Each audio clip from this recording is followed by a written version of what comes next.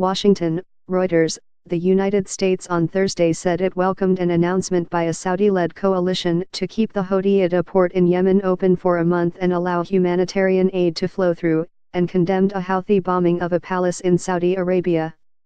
In a brief statement, White House spokeswoman Sarah Sanders suggested the United States believed Iran bore ultimate responsibility for the December 19 missile attack against the palace in Riyadh.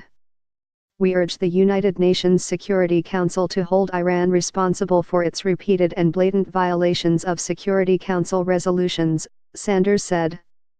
At a briefing later on Thursday, Deputy Assistant Secretary of State Tim Lenderking said the United States would have a conversation with Saudi Arabia about the 30 days the port will be open and about possibly changing the timeline, but said the United States first wants to see ships moving in and goods and services reaching the people of Yemen.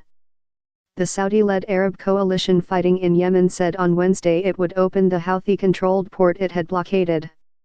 A cholera epidemic has been spreading across the country and 8 million people are on the brink of famine in what the United Nations deems the world's worst humanitarian crisis. The Saudis say the Red Sea port is also a hub used by the Houthis to bring in weapons, which it accuses Iran of supplying. Tehran denies the charges.